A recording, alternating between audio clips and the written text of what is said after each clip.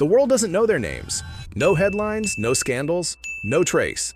While their men are arrested, shot, or extradited, they take command, billions in cash.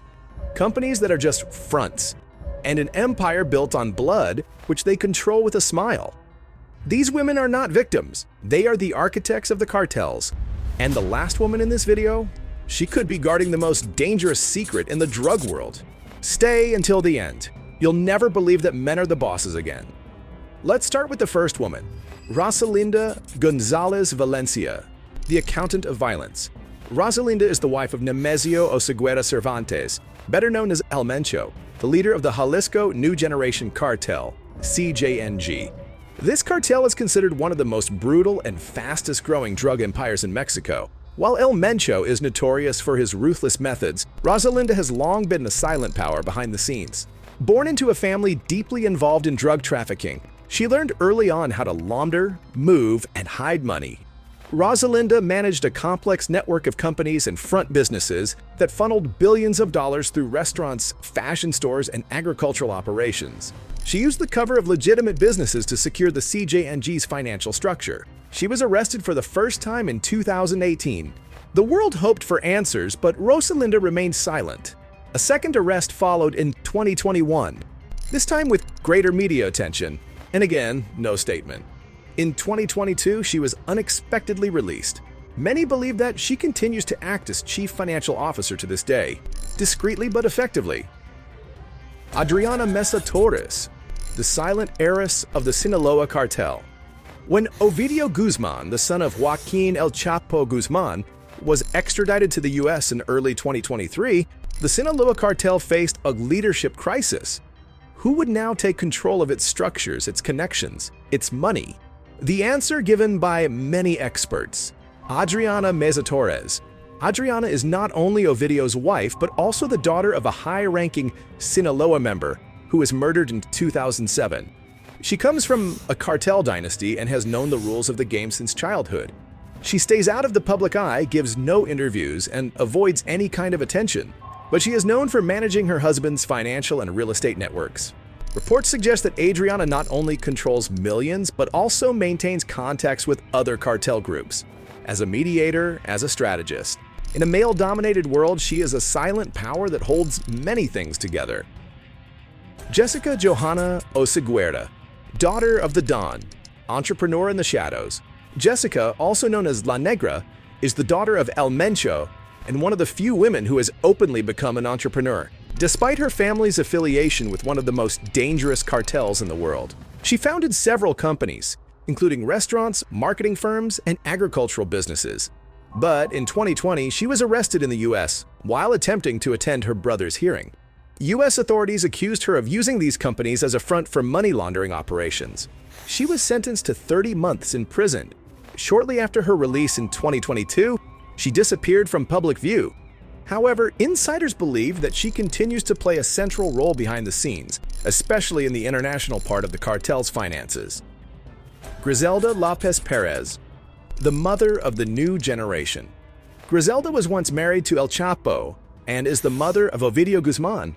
She lives a secluded life, does not give interviews, and is never seen in public. However, according to U.S. authorities, she is by no means just a quiet mother figure.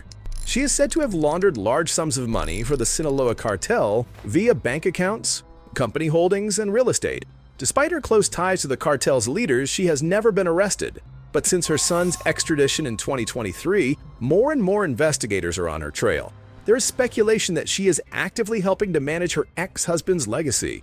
Anyone who underestimates Griselda is making a dangerous mistake. Sandra Avila Beltran, the cocaine queen between Mexico and Colombia. She was known as La Reina del Pacifico, the Queen of the Pacific. Her role? The link between Mexican and Colombian drug cartels. Sandra Avila Beltran was one of the few women who was not in the background, but at the forefront of international drug trafficking. She was arrested in 2007 and later extradited to the U.S. After her return to Mexico, she did not remain behind bars for long. Instead of retiring, she appeared on talk shows, sued Netflix over the series La Reina del Sur, and presented herself as an innocent businesswoman. But experts have their doubts. Many believe that Sandra is still involved in cartel networks, But today she is smarter and more discreet. Her influence has not disappeared. It has simply changed form. Nia and Olivia Flores, the key witnesses who are never safe. They live the life of the rich and powerful. Their husbands, Pedro and Margarita Flores, earned billions from cocaine trafficking directly under El Chapo. But then the twins decided to cooperate with the US government. It was the biggest betrayal in the history of the Sinaloa cartel. Mia and Olivia lost everything, their homes, their protection, their identity. But they decided to speak out.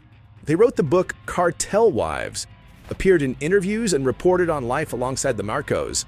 Today, they live under witness protection, constantly on the move, without rest, without any guarantee of a tomorrow.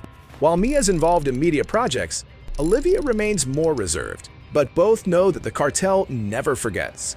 And once you've been part of the family, you remain indebted to them forever. The legacy of Griselda Blanco, the Black Widow of cocaine. Griselda Blanco, known as the Black Widow, was one of the most brutal drug traffickers in history. She controlled the flow of cocaine from Colombia to the US, waged war against rivals in Miami, and is said to be responsible for over 200 murders. In the 1980s, she was a legend. Her men died by her hand. Her opponents fell by her orders. But in 1985, she was arrested, later deported to Colombia, and shot dead in Medellin in 2012. Her death was the final chapter in a bloody career, but not the end of her story. Today, her sons continue to run companies, allegedly with links to her past. Her name lives on as a myth, as a warning, as a symbol of power. They don't carry weapons, but they run empires. They're not on wanted lists, but they control billions. These women are not minor characters, they are strategists, financial geniuses, and loyal survivors. And they show that power in the cartel world is not always loud. Because in the modern drug world, the most dangerous weapon is often not a gun, but a quiet woman with a laptop, a network, and an unspoken knowledge of how to keep an empire alive.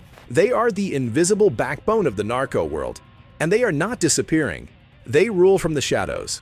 Thanks for watching. Until the next chapter in the Outlaw Book.